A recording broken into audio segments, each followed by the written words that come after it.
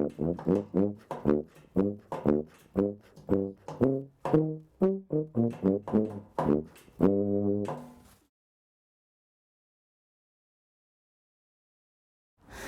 name is Mary Gleim. Yes, ma'am. This is my headstone. What's on the other side? Well, it looks a little cleaner because I think it's got all those railroad boys waving at me and they're kind of shining it up on the other side. That's good. You see how my gravestone is not angled the same way as everybody else's? Well, somebody said it's because I want to be able to have the boys waving at me, but really it's because my niece and nephew bought such a big gravestone it wouldn't fit. So there we are. My name is Mary Gleim. Welcome. It's so nice to see so many people. I have been lonely, lonely, lonely. It gets dark out here. Thank you so much for coming. I am here in Missoula, but I was actually born in Ireland with my family. We lived through the potato famine, and during that time, my parents decided off to London. So that was a treat for a country girl to move off to London. And I began to find some ways to embellish my income. And while I was doing that, I found a way to meet people. And one of the people that I was most happy to meet was my own little Johnny Gleim. My husband and I met in Sussex, England, and he was a wonderful man. He loved life, and what he loved most about life was playing cards and drinking whiskey. What I loved most about life was making money and having fun, so imagine that. How's that for a combination? So we got along pretty well, and we stayed in England for quite some time. And after England, well, a few things happened there, and we thought, maybe it's time to move along. So Johnny was from St. Louis, so we thought we'd go home and I could meet Johnny's family and we could see how things were going to go with us coming back to the States to Johnny's home. And first we went to New York and we saw a little bit of New York, and then we ended up in St. Louis, and St. Louis society wasn't quite right for us. We stayed for a couple of years. He got to know his family again. I got to know them. They got to know me. And then we heard about the railroad going west. And so a little bit of wanderlust stuck in there. And we decided, maybe there's some potential there going out west. So we decided to come, and as we got out and we saw the Missoula Valley, we thought, this is it, folks. They need me here like you wouldn't believe. Here's all those railroad boys and all this beautiful land, and we decided this is where we're going to set up shop. So we looked around and we found, now see here, this is beautiful, but what I really love is Front Street. Front Street was really my home. And so we set about purchasing some property on Front Street, and we built a few buildings there, and we opened them up as boarding houses for pretty young women. And those pretty young women were very happy to come and stay with us in our boarding houses. And they did have a lot of visitors. All those railroad boys, they liked to come and see my pretty young girls. Now, you can imagine if I have houses of pretty girls, I have to stand up for those girls and watch out over them. And some of the founding fathers in town might have thought that, maybe I was, excuse me, a little brass. But if I didn't stand up for those girls, who would? So we might have had our clashes, but my girls were happy with it. When those railroad boys would come along, they'd carry their red lantern, because that was how they would indicate where they were in case they were needed for something on the railroad. They'd put their lantern down on the boardwalk, and there is a 4-letter word that nobody wants to hear in Montana. Fire. Well, these are a fire hazard on our wooden boardwalks. So you can imagine if you know, these boys, they worked hard and they might get a little tipsy. If they come out and they sort of run over their lantern, we're up for a fire. And that's not good news in Missoula. So I thought, we need some brick buildings.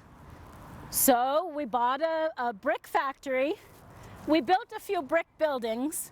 And now we can put our lanterns up off the boardwalk, and hence red light district safely.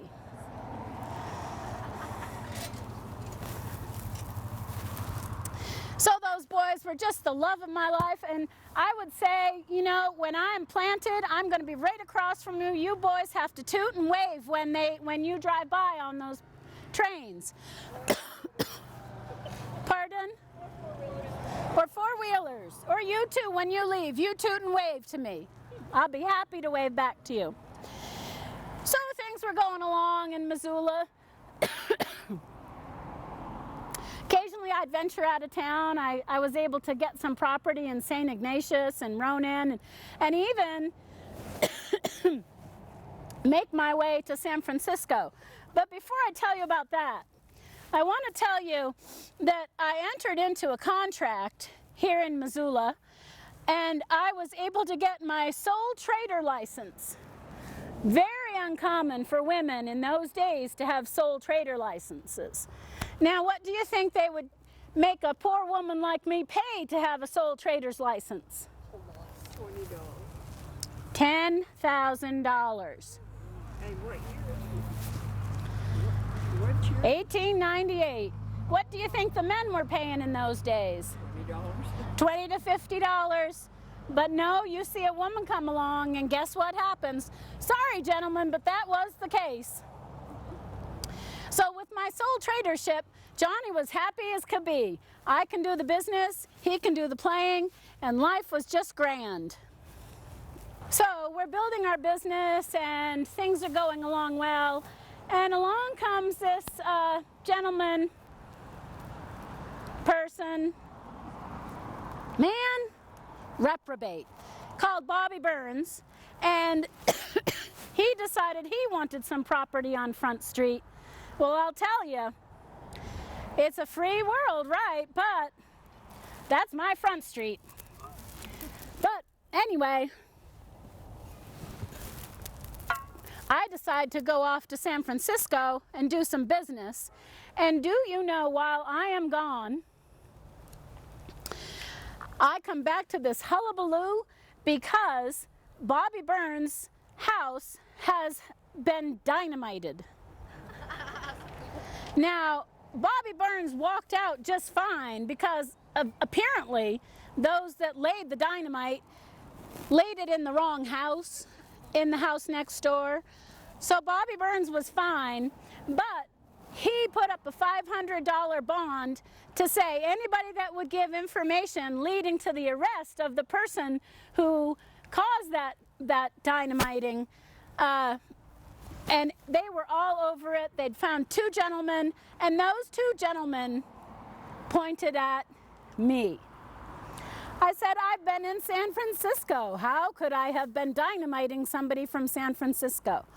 Well, one thing led to another, into court, out of court, and they eventually turned one of those gentlemen into evidence, and he told stories and stories and stories about myself and this other person. Well, he even said that I talked about poisoning Bobby Burns' sugar.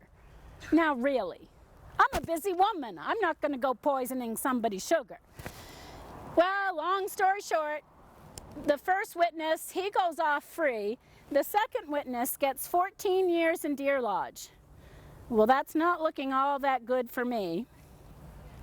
So my lawyers are working hard, and I've got some pretty good lawyers, and they're working hard to get me free. Well, first of all, they wouldn't even let me post bond. So they decided that the only lawyer that was in town and could post my bond so I didn't have to be in jail while I awaited trial, they said it was a conflict of interest for him to post my bond. So I had to wait in the Missoula prison while, well, it's not really a prison, but while I awaited trial.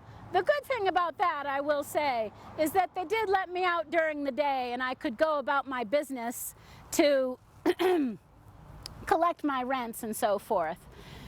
But along came trial and, oh, well, one more thing about that. My lawyers did try to get me off of having to have a bond because they said, well, with her size and her mouth, she could never hide. So, they didn't buy that one either. Off we go to trial, and they have a jury convict me of attempted murder and 14 years in Deer Lodge. 14 years of hard labor in Deer Lodge. And they thought, the entire town thought that I was going to erupt in that courthouse, but I'll tell you, I was a cucumber. And I knew that they were going to do something like that to try to get me out of town, to get me out of the profitable business. Just think of all we supported in Missoula. We all used the mercantile, we bought fuel, so many things. And here they are wanting to ship me off to Deer Lodge. Well, off I go, and right away we start. We have to have our plan. So my lawyers, now I have lawyers from Helena versus Missoula, and my Helena lawyers make an appeal. Well, they found out some things during that appeal where things weren't quite on the up and ups with my first trial, and so they threw it out, and it went all the way to the Montana Supreme Court. So here I am back in town again, folks, for my new trial. And many things happened during that time that were quite interesting.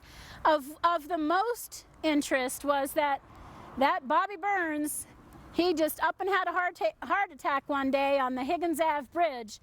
And so then they decided that there really was no need to go forward with my case.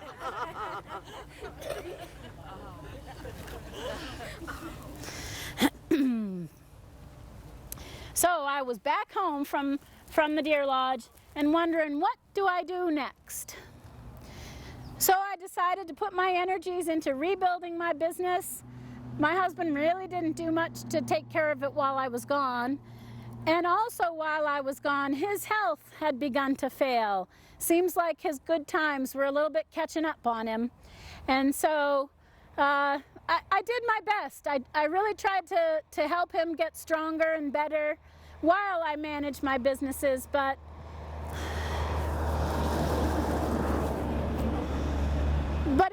it was of no avail. I lost Johnny, and that was really, really difficult for me to lose my little Johnny like that. And I missed him dearly. So I figured I just had to get up and start moving again. And I did. I rebuilt my business. I brought in more boys.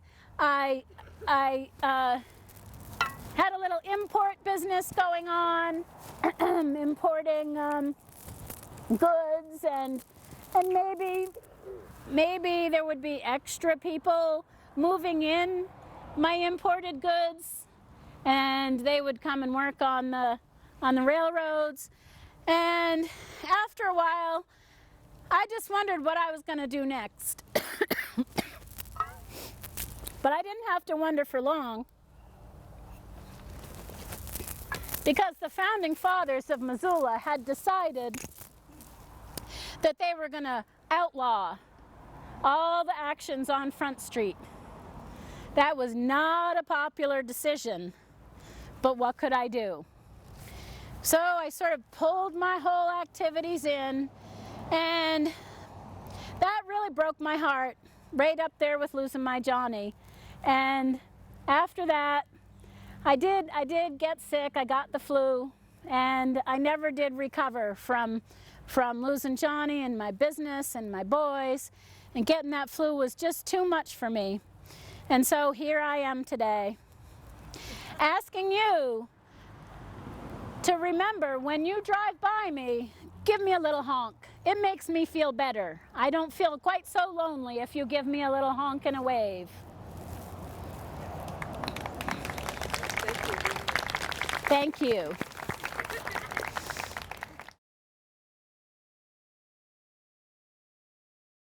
Come on in, kids. I like to give the spiel. She wants a video. She wants to video it, but I don't want to just give it to the damn camera.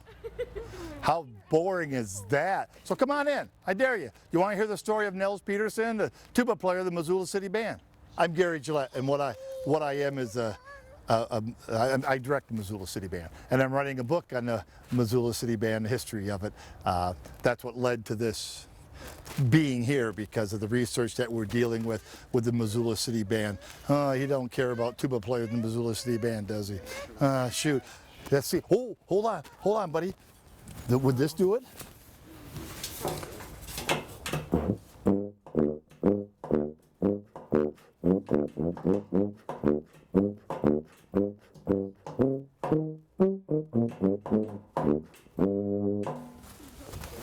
For a little bit, huh? Oh, okay.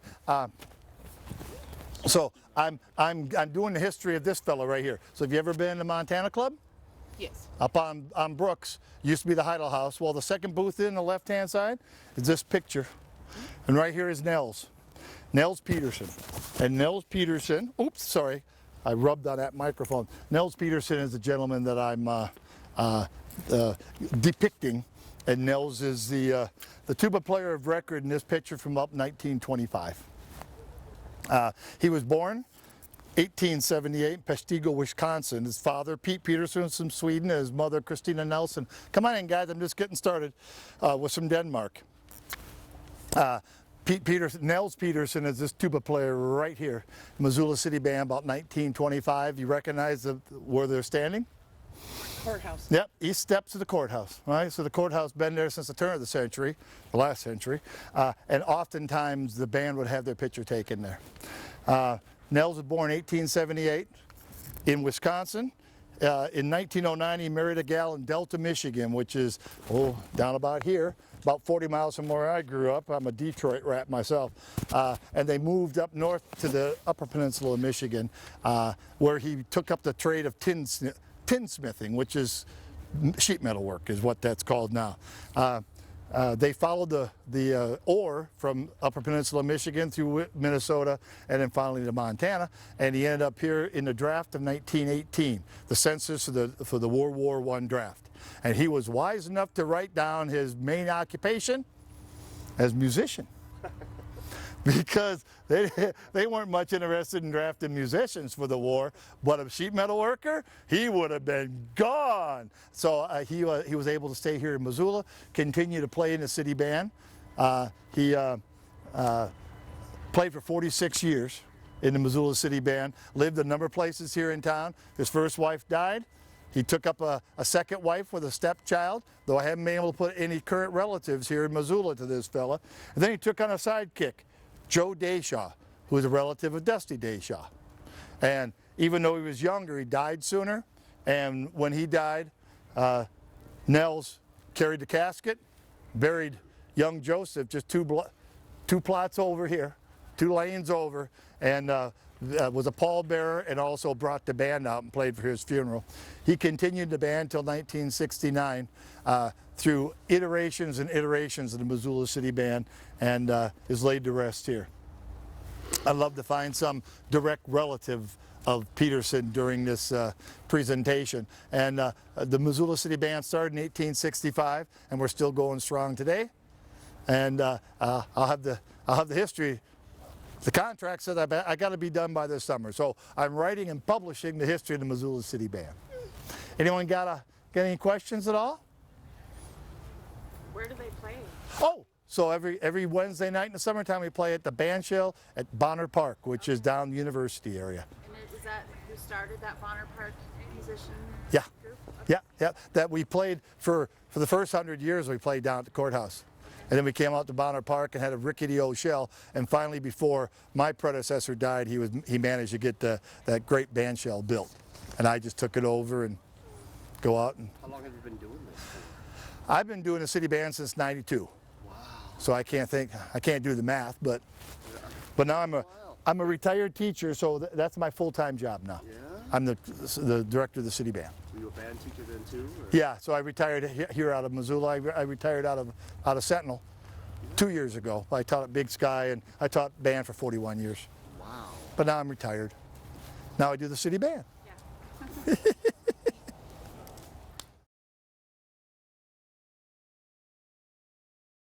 I will be speaking in first and third person just to give you some historical perspective from then and now.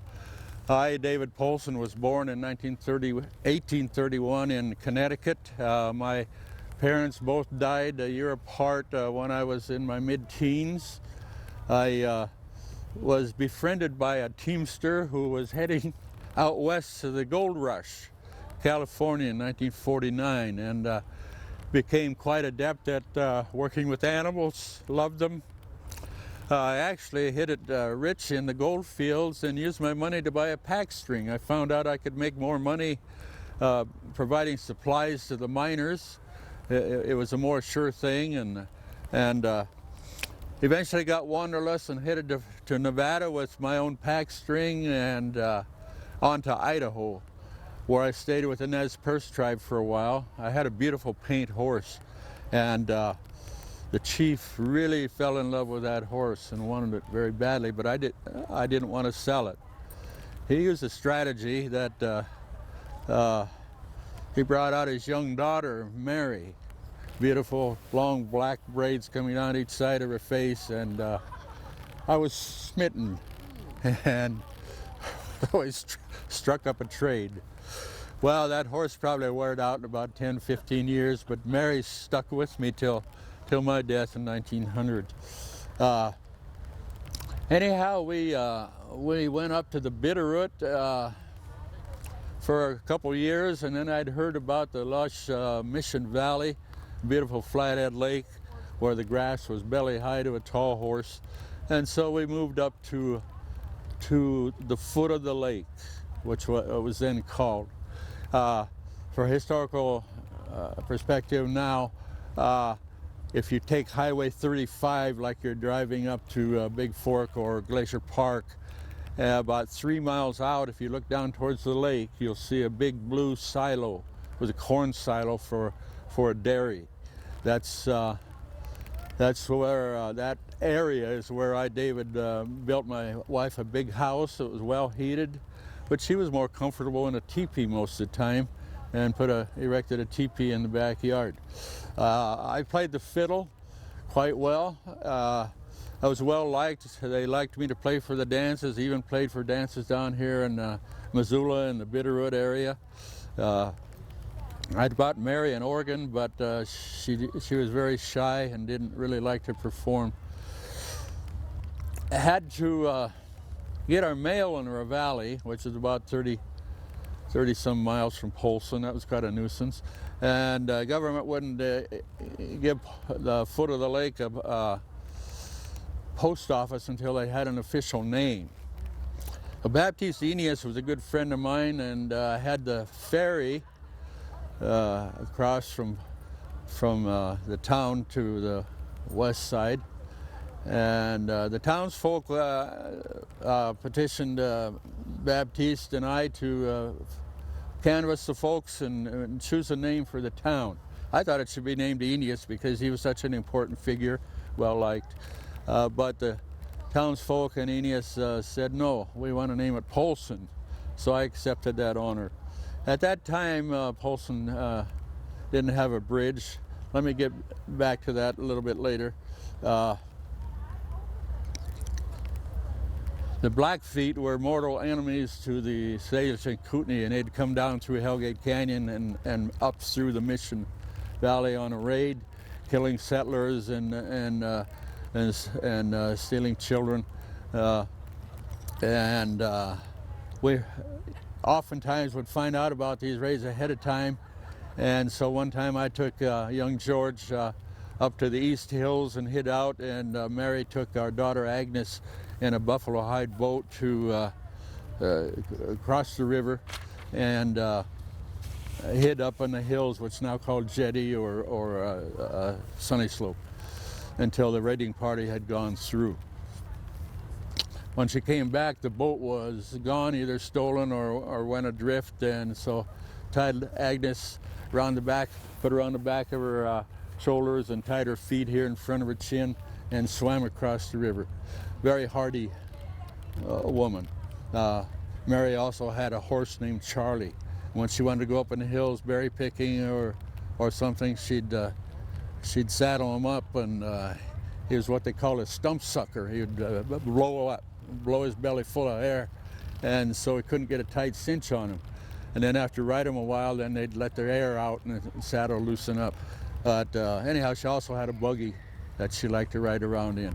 Favorite fishing spot was on a big rock out on the Flathead Lake, which the natural pool was what you'll see when it's that low pool. Kerr Dam raises a natural body of water 10 feet when it's at full pool.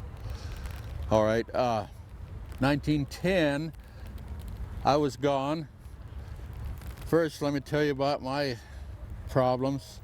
I had a severe stomach problem and a liver problem, and let me read what the December Missoulian had to say. David Polson seriously ill. The well-known farmer from Polson at the foot of Flathead Lake is at the Sisters Hospital here in Missoula in a condition that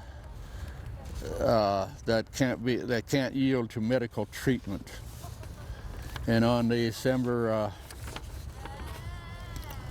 12th, David Polson, one of the best known of the old settlers of Missoula County, which part of Missoula County went up into the Mission Valley, died after a lingering illness with a complication of stomach troubles, and even Carter's little liver pills wouldn't solve the problem. Death was not unexpected, for he'd been suffering. And on the tombstone you'll see there, barely, I have suffered, Jesus has come for me. And the December 14th, Missoulian 1900, it's titled, With Pathetic Services. The funeral of the late David Polson was held yesterday at the Episcopal Church. Following the services, interment was made at the Valley Cemetery, which I hadn't known this was called, but attended by a large number of sorrowing friends. Now, we still have to cover the bridge, right? Did I cover the bridge? Okay. 1910, the people wanted a bridge. The ferry just couldn't handle all the traffic then. And so the people petitioned for a bridge. B Street was where Highway 93 is now. C Street was a block south where Cove Deli is. And the people were battling over where the approach should be. One would say, well, if you put it there, we'll lose out on the traffic. We'll lose out on business. And so they had to get the sheriff's office from Flathead County, which we were a part of until 1923 when we became Lake County. Had to get the sheriff's office down to establish law and order. Finally compromised with a Y approach, one on B Street, one on C Street. I kid some of the townsfolk that they haven't changed much, but just to dig them a little bit. Anyhow, when you come in and visit our museum, you'll see on the one wall a lot of historic photographs. You'll see a picture of the Y Bridge and teepees and an encampment within the Y, and that's not photoshopped or staged. So that was a real encampment there. In fact, I as a kid, friend and I would go down at lunch hour from a school and find arrowheads down along the river there. Can't do that anymore. But anyhow, that was a good friend of Major Peter Ronan, Indian agent, who was well liked. And so we found this lake out west of Dayton, no name on it, and good fishing there. And in fact, I encourage any of you, if you haven't visited, well, get ahead of myself. Major Ronan says, you know, it's such a beautiful lake. It reminds me of my wife. When I'm up here fishing, I just think of her. What would you think if I named the lake Lake Mary Ronan? And I thought that was a pretty good idea. So now you know some history that's very important for you to know. But more important, to go visit Camp Tuffet up there and tell them I sent you. And you could catch some crawdads or good fishing up there, and just a real peaceful, nice place to visit. Okay, well, I'm Dusty Dayshaw, and I'm not here to talk about some character. I'm here to talk about my family. So it makes it a little easier because I don't have to make anything up. My family has been involved in Missoula activities pretty much from the earliest of times in Montana, but I'm going to go back a lot further than that. We think that our family originated in western France. The name Dayshaw means of the fields in French, and it's a very common name in France. I found it all over the country. But family lore has it we came from the Normandy region, and I've done some DNA testing which tends to suggest that that might be true. But we have done some genealogical research in mostly baptismal records and marriage records in Canada, and we find that the earliest ancestor of the Dayshaws arrived in French Canada about 1600. The family was very prolific. They had lots of kids, and all their kids had lots of kids. And over the course of the next 200 years or so, the family managed to spread out throughout pretty much the eastern half of the North American continent. And so by 1800, I find our first connection to Montana.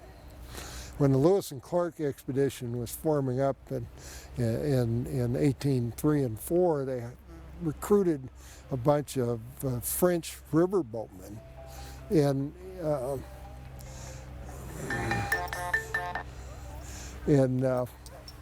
St. Louis to bring them up the Missouri for that first year's expedition.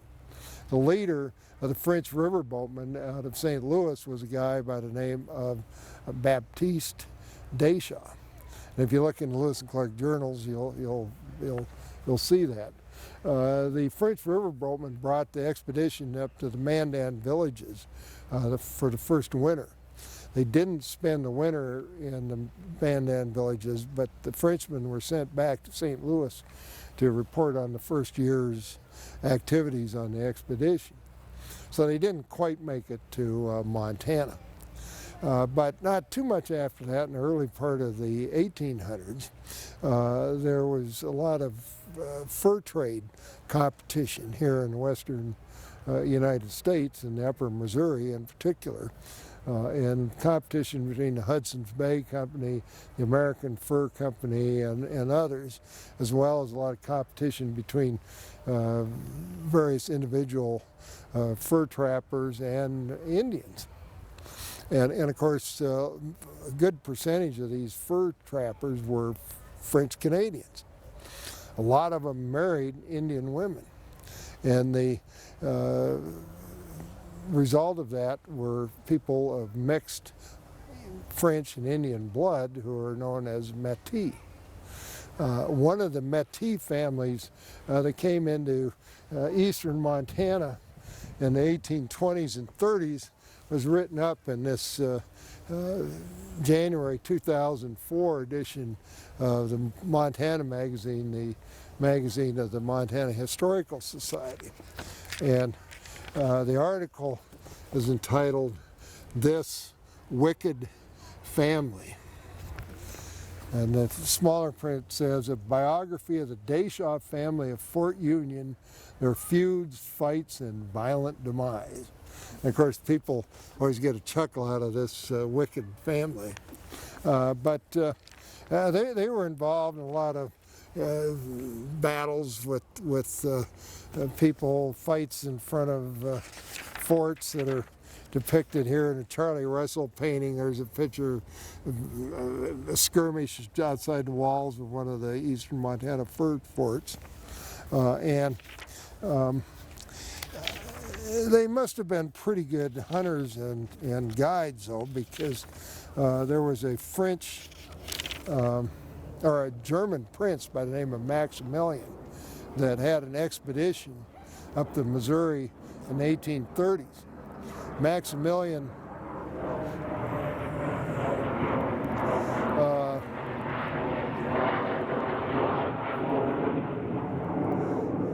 it must be one of Denny Washington's, Jen.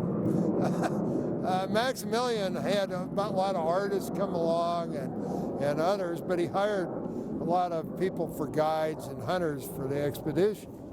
And so one of the artists that came along painted a picture of this guy whose name was Francois Deschamps, who was the chief hunter and guide for the expedition, coming up off the Missouri to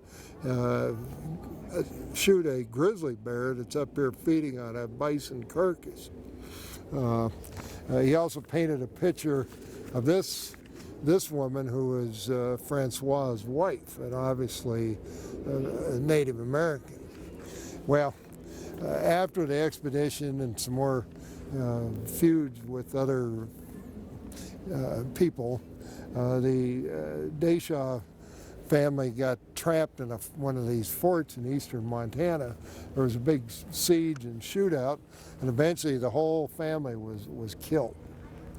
And the people that were attacking them burned the fort to the ground with the bodies in it because they wanted to be done with this, quote, treacherous and quarrelsome family. And so that ended that particular branch of the family, but luckily it wasn't my direct ancestors, or I wouldn't be here today. My direct ancestors were still in Canada, and there was a fairly large family of people that had several boys, and in the 1860s the boys decided it was time to start heading west to make their fortune. And the first one that headed west was a guy by the name of Gaspard Deschamps. Gaspard came out here in the mid-1860s and went to the gold rush at Cedar Creek, which is outside of Superior up here. And Gaspard was looking for gold. He might have wanted some gold dust, or hopefully if he could find them, some gold nuggets. Now, you can look at them, don't take any samples.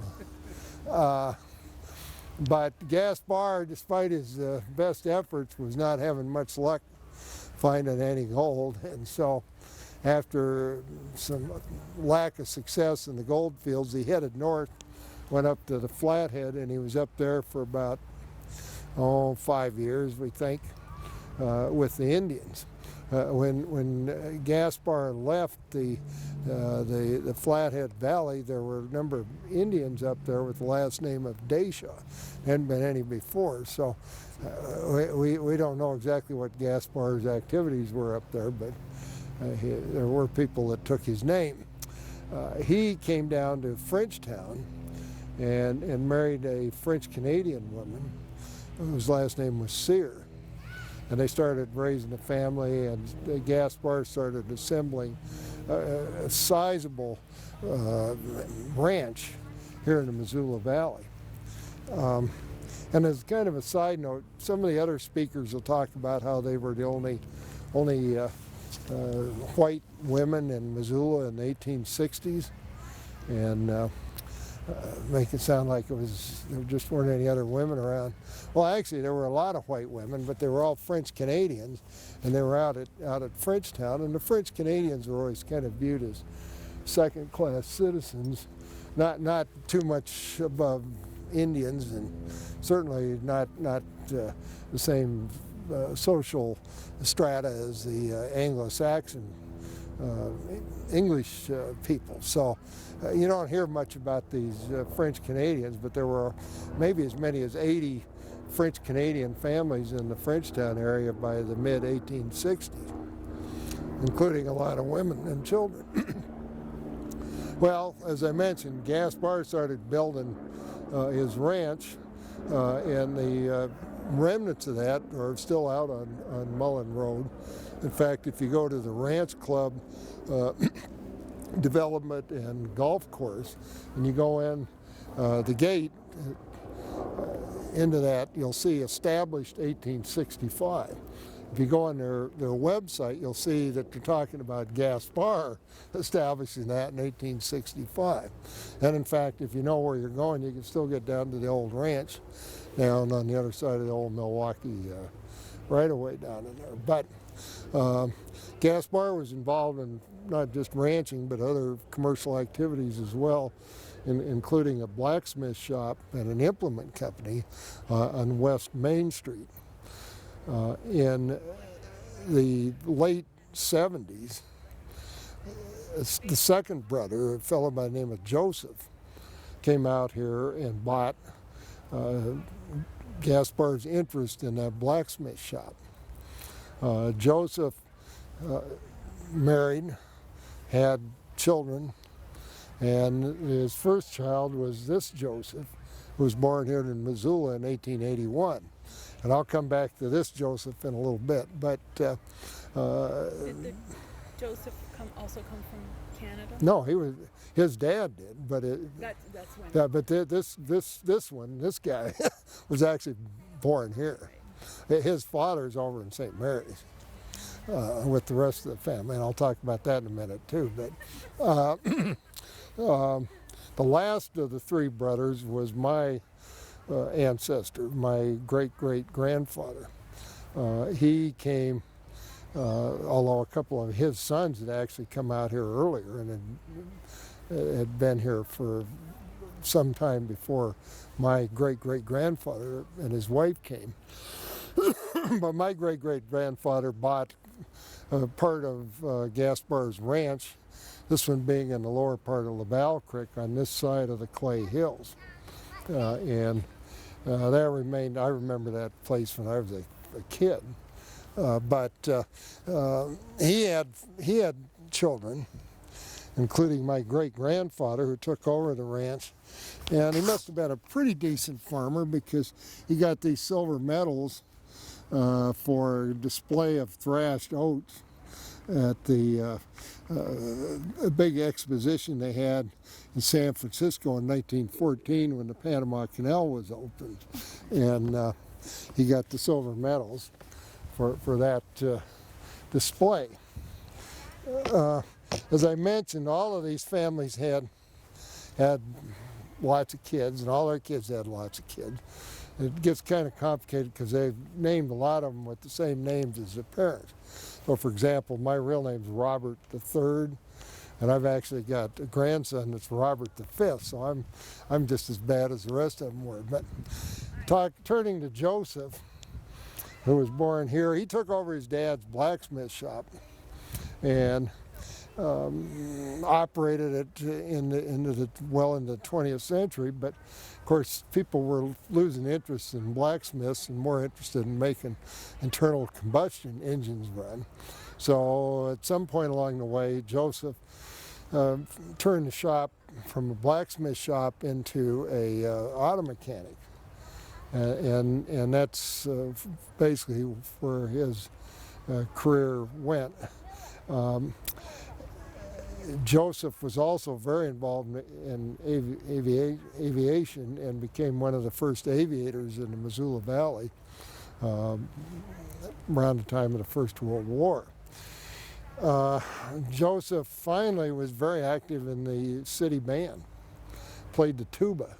And there's a fellow over here in a blue shirt talking about the city band. Well, Joseph was in that band for 40 years, and when he was buried, the obituary says they had a big band celebration out here in conjunction with his interment. Joseph is the only Deschaux I know of that's buried in a city cemetery. All the rest of them are in a Catholic cemetery. And so I don't know exactly why that is. I asked my dad when he was still alive if he knew why Joseph was in the city cemetery, and he said, well, he wasn't a Catholic. the only thing I can speculate on, this is pure speculation, but Bessie may not have been a Catholic. And back in those days, if you married somebody outside the church, you were basically excommunicated. And I suspect that's probably what happened. And so he was through with being a Catholic, and that's how he ended up here. Joseph and Bessie had one son. The son was killed in an accident before he had any children of his own. So this little twig, I guess, of the Deshaw family tree pretty much ends right here at this headstone. The rest of the family, of course, has expanded and continued to grow. But when all the brothers were here and situated, and when the railroad was constructed into Missoula in 1883, they sent back to Canada and had their parents come out here and join them.